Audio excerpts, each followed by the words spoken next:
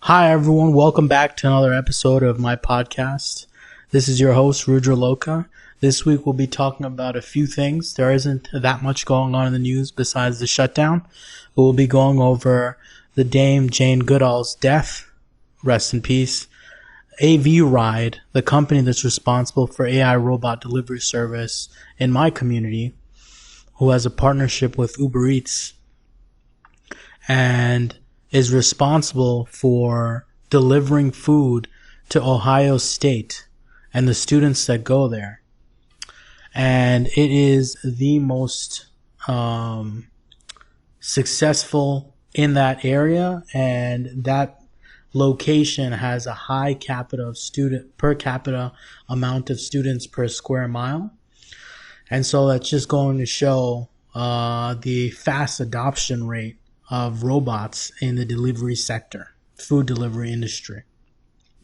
And then finally, the big thing we're going to talk about is how we have an interstellar visitor, an interstellar object 3I-Atlas, that is in the vicinity of our solar system and is marked by NASA as posing some kind of danger to our existence. And so they're taking steps within the next couple of months to make sure that it isn't an alien trying to invade us. So that's very fascinating, and we'll delve into the details of that in just a bit.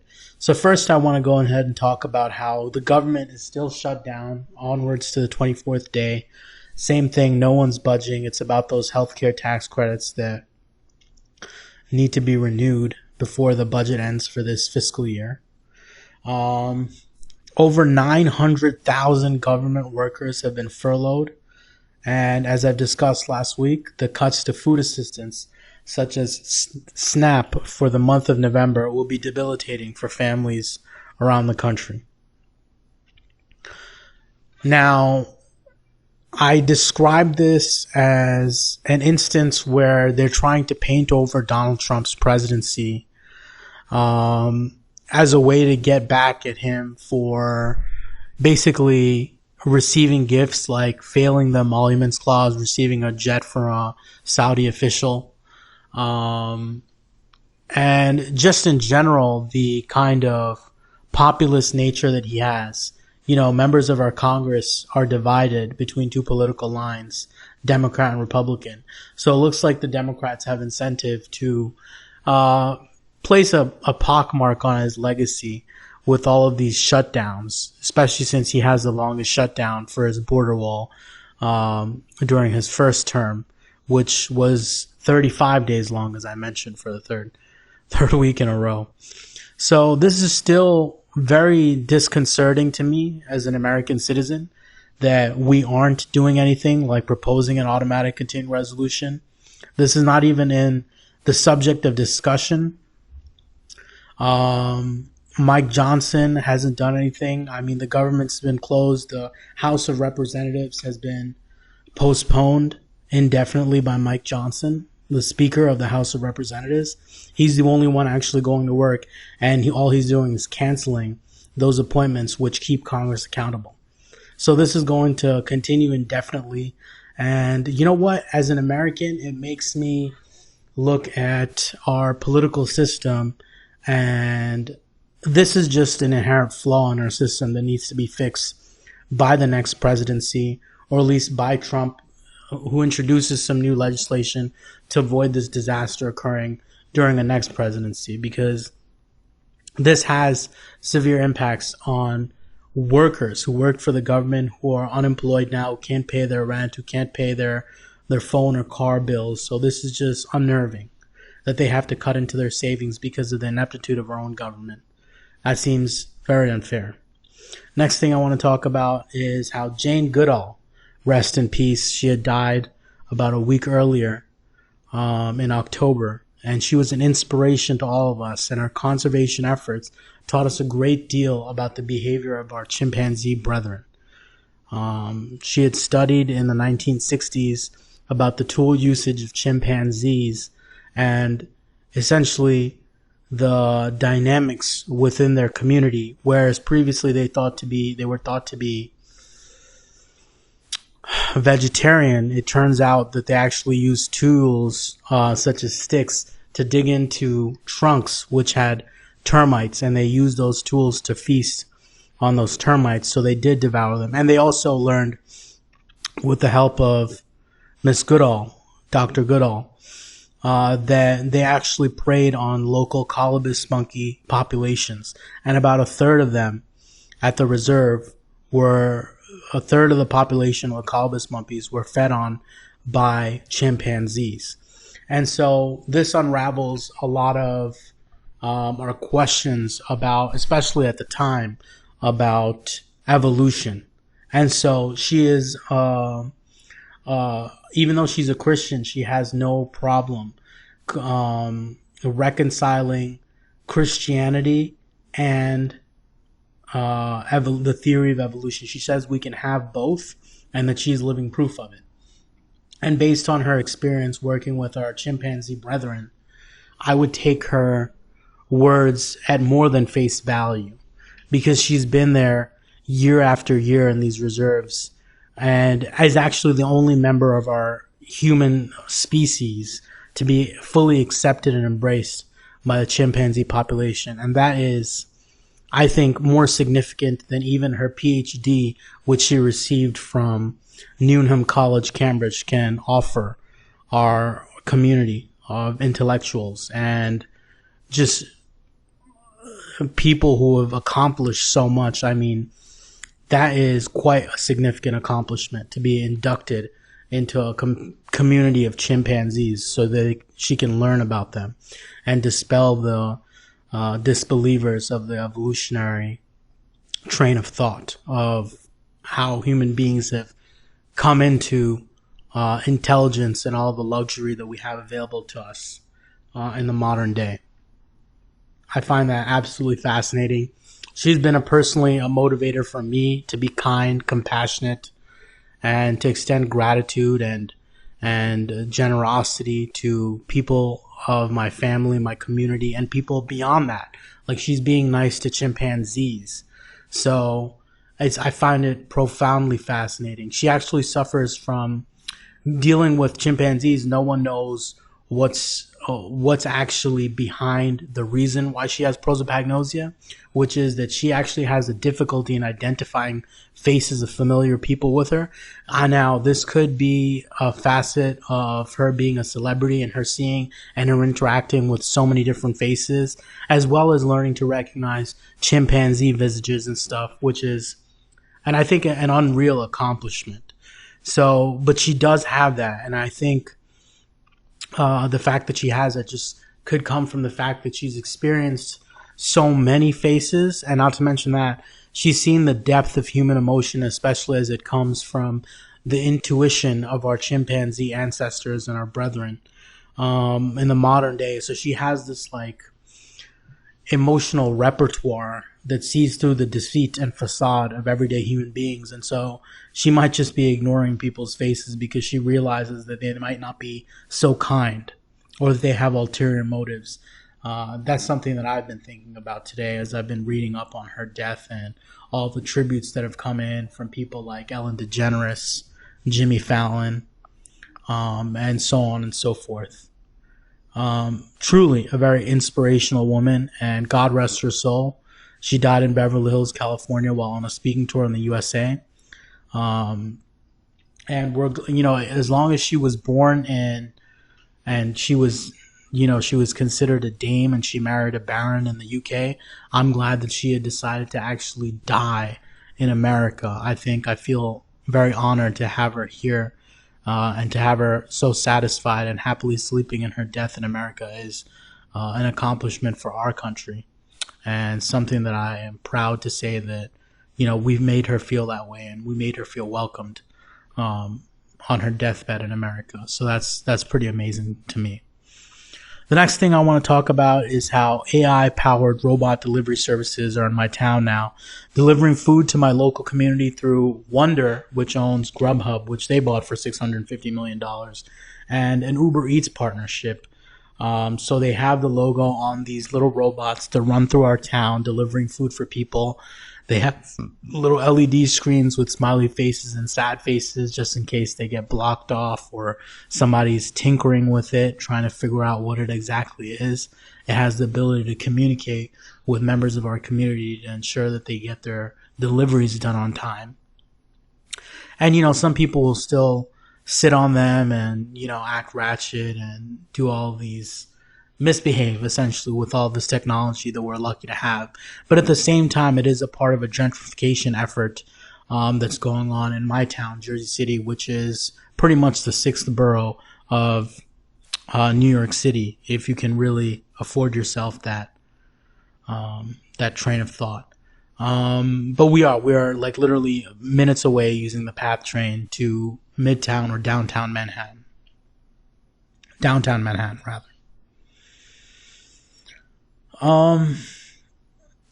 Yeah, I think I'm generally pleased with this. The fact that it's being rolled out in my community, which is not the most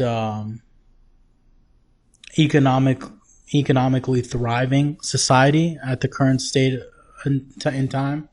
But I am glad to see all this adoption of AI and robotics in my hometown. It just signals the rate of change which we're expected to deal with here.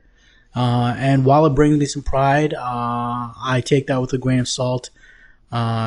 Just because I know that it's going to cause a lot of people who are bike delivery workers here to go out of business and look and seek work elsewhere, like in the city. But then we have to pay all those tolls to get into the city, and that really cuts into the well-being of these food delivery service workers. But it is a welcome in my local community, and it's adopting pretty quickly. And although I haven't actually used it or had my food delivered through an Avride robot, most of my food really comes in on individuals on a bicycle or in a car. I'm still happy that we have it in our community, and I'm prepared for the elements of gentrification that are coming into Jersey City, and prepared to deal with those things as a member of my community.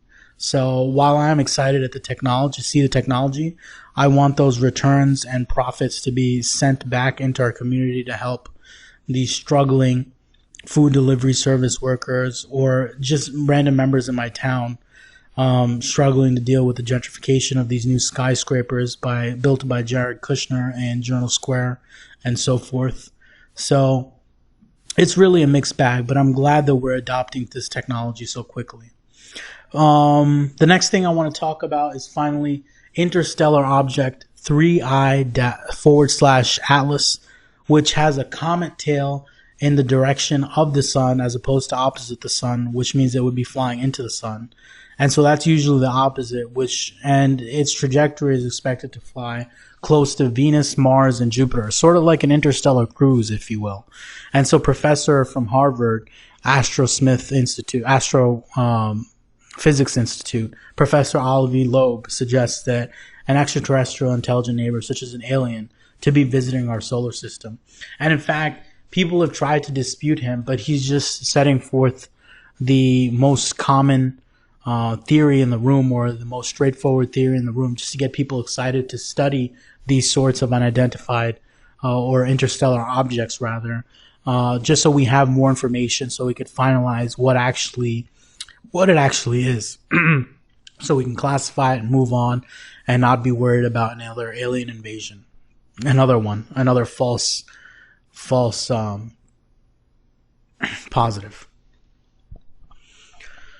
And so I find it fascinating. I mean, this really is an exciting time to be alive, where we have all this technology which allows us to peer closer than ever into the heavens and see our place in our universe, and get the idea that we're not alone. I think that brings us closer than ever, especially in times of economic hardship. And so that's good. We at least have something to discuss as members of our population who are in economic decline, especially in America. I find it exciting. A lot of my boss over at my security gig tells me that it's actually hidden behind the sun, so we can't actually track it, which insists that it could be another sign of a super intelligent species just having a visit into our stellar neighborhood. And I think that's very fascinating to discuss. So I'm sure people in schools and communities and colleges around the country will have a great debate discussing our interstellar visitor as the weeks go by. The government actually has taken steps to prevent any kind of speculation that it could be, an alien intruder. So they have these steps in which they're going to keep an eye on this comet, so to speak, through the next couple of months, through November and December, into even maybe next year for a little bit. And so they'll be keeping a track of this object, just to allay any concerns of an invasion. And so that's pretty exciting to me. Next, I want to talk about how Trump cancels trade talks with Canada after the state of Ontario aired an Ronald Reagan advertisement talking about the negative impacts of tariffs and trade wars, saying that in the short term, they may help us and foster a sense of patriotism in our own products and a sense of well-being here. Long term, it will lead to trade war and will lead to the negative impacts on the economy of all countries involved in a trade war or dealing with the tariffs currently. And so while Trump may have overreacted, it seems that it's worked, as Ontario has actually ceased to air the ads following Trump's unfavorable reaction. And Mark Carney, who's the Prime Minister of Canada, said that he'll patiently wait until Trump overcomes his resentment at those commercials, and will patiently wait until we're ready to work with him again on alleviating some of these tariffs, which are hurting the Canadian economy at the moment, as well as the tariffs which have been postponed. But once those postponements end, we're gonna see like 130% tariffs on Chinese products, and so that'll be a nightmare unless we prove to find quickly some sort of diplomatic solution that alleviates the tension right now on the economic zones of partnership between America and the East and the West, basically. Finally, Venezuela is being targeted by our military, like I mentioned last week. So they actually sent an aircraft carrier to Venezuelan waters to deter illegal drug trafficking efforts to the U.S. Yeah, this would make me unnerved as a Venezuelan citizen, but it just seems like this is just another way that we stretch our military might that we spend trillions of dollars for, in a way for we find a way to introduce trillions of dollars into our military budget every year. And so these sorts of exercises are maybe inevitable in order to prevent, or it could be an excuse just to stretch our legs a bit and just to prove that we still got it in us. So this is just one of those scenarios where Venezuela is catching the heat for traffic. I'm sure drugs are probably being trafficked by many different, not only South American countries, but all over. But it's unfortunate Venezuela has to receive the brunt of the military might of the United States currently, because that's just the way it is. We just have to stretch our military wings. So we sent an aircraft carrier, and we did blow up a ship which carried drugs over the weekend. And so far, there's been no response from Venezuela. But you can expect that we aren't going to let any more ships traffic drugs into the United States. And while that may be a comforting reminder, it really does not bode well for future relations with Venezuela. Well, they take it to heart, and since they have such a vast treasure trove of oil, they might sell that to us at a higher rate, or we might have to look for oil elsewhere in the future because of our military involvement in Venezuela in 2025 and so forth. And finally, this has been another episode of the podcast, which is still unnamed. Please leave in the comments below if you have a fantastic suggestion. Otherwise, I'm still workshopping.